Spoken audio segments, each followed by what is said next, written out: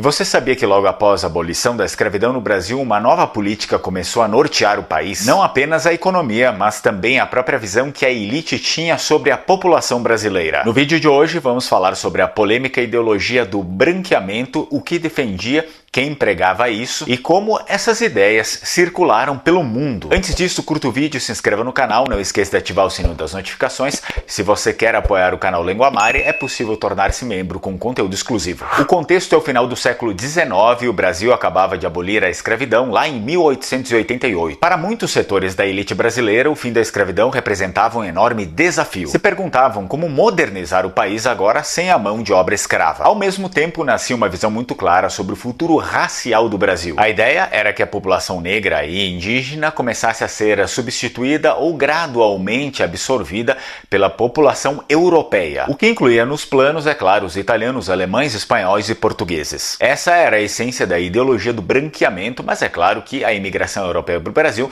não teve só esse pano de fundo. Sabemos que a principal razão foi econômica, mas esse foi um dos fatores também. Mas quem eram os principais nomes dessa ideologia do branqueamento no Brasil? É o que vamos descobrir agora. Entre os principais nomes dessa ideia estavam intelectuais e cientistas como João Batista de Lacerda, médico e diretor do Museu Nacional, que apresentou suas ideias no Congresso Universal das Raças em Londres. Em 1911, afirmou que a população negra no Brasil desapareceria através da miscigenação com brancos. Silvio Romero, crítico literário e historiador, que via na miscigenação um caminho para melhorar a raça brasileira. Nina Rodrigues, médico legista e antropólogo que atribuía diferenças morais e intelectuais entre raças. Oliveira Viana, sociólogo e jurista que defendia políticas de imigração seletiva, preferindo europeus do norte da Europa, vistos como mais aptos ao trabalho disciplinado. E de fato, esses pensadores brasileiros não estavam sozinhos. Suas ideias refletiam um movimento internacional que misturava ciência, raça e política. Mas o que pregava realmente o branqueamento, que não era só uma teoria, mas sim uma prática social e política, o embranquecimento da população usando a miscigenação como ferramenta, regeneração social, acreditando que os hábitos de higiene, trabalho e disciplina europeus transformariam a população local. Portanto, a lógica do branqueamento tinha definições claras. O branco era visto como trabalhador livre, disciplinado e civilizado. O negro era considerado improdutivo, acostumado à escravidão e inadequado ao trabalho assalariado.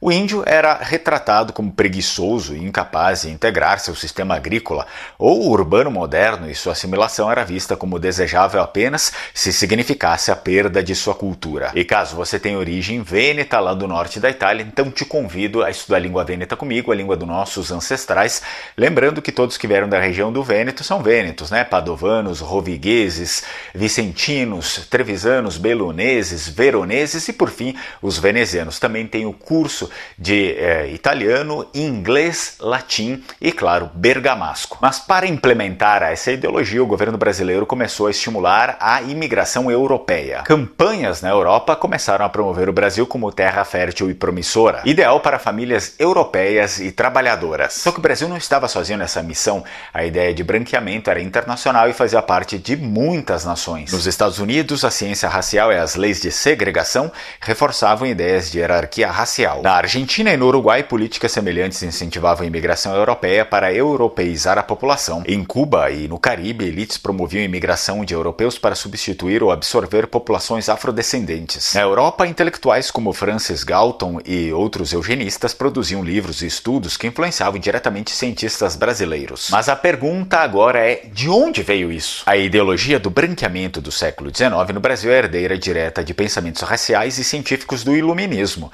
e especialmente de correntes que buscavam hierarquizar raças e povos com base em características físicas, culturais e morais. O iluminismo é um movimento intelectual, cultural e filosófico que se desenvolveu principalmente na Europa lá no século XVIII. Ele defendia o racionalismo, a ciência e o conhecimento, os direitos naturais, o progresso social, o laicismo e a liberdade de pensamento. E contra o que exatamente o iluminismo lutava? O iluminismo iluminismo lutava contra a monarquia, contra práticas religiosas, principalmente contra a Igreja Católica, contra aquilo que eles acreditavam que fosse censura e ignorância, e parece um contrassenso hoje em dia, mas eles diziam lutar contra a desigualdade social. E vejamos agora as principais figuras do iluminismo: Voltaire, Jean-Jacques Rousseau, Montesquieu e Diderot. Esse pensamento, para quem não sabe, teve impacto definitivo na Revolução Americana de 1776 e também, é claro, na Revolução Francesa de 1788. Os iluministas se viam como progressistas porque acreditavam que a razão, a ciência e a educação poderiam transformar a sociedade para melhor. Para eles, o progresso era linear e possível, e a humanidade podia, através do conhecimento, superar a superstição, a ignorância. Assim sendo, para esses brasileiros altamente influenciados por essas ideias iluministas,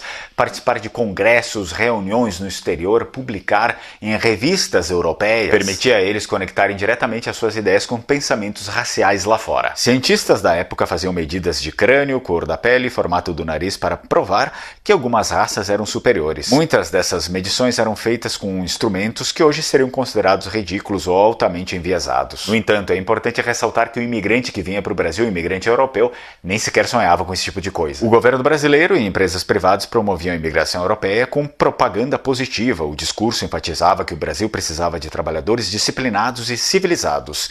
Nunca mencionava, é claro, que havia uma intenção explícita de embranquecer a população local. Os italianos, alemães, espanhóis ou portugueses ou qualquer outro povo que saísse e viesse para o Brasil naquela época saíam de regiões extremamente abaladas economicamente e estavam à procura de sobrevivência, de ascensão social. Eram na grande maioria camponeses, pessoas que não sabiam nem ler e escrever e estavam muito longe de entender o posicionamento, a ideologia por trás do branqueamento. Como disse, eles estavam preocupados era com comida, emprego e sobrevivência. Por falar em imigração, se você tem desejo de reconhecer a sua cidadania italiana, portuguesa, espanhola, qualquer cidadania europeia, você pode falar com a Alma Cidadania. Diz que entrou em contato com eles através do canal Lenguamare para você receber um belo desconto. Cuidado com fraudes. Só entre em contato com empresas sérias que foram indicadas, ao menos, por pessoas que vocês conheçam. A história mostra que essas ideias, na verdade, não surgiram do nada. Elas faziam parte de um movimento global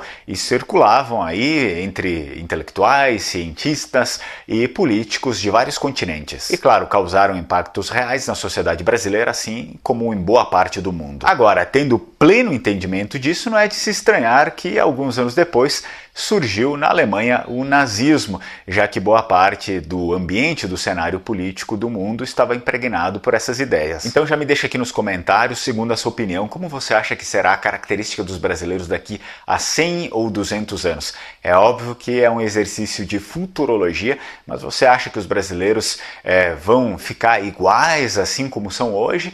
Ou isso vai mudar? E se você quiser saber de quem exatamente foi a ideia de trazer italianos para o Brasil, então assista esse vídeo aqui.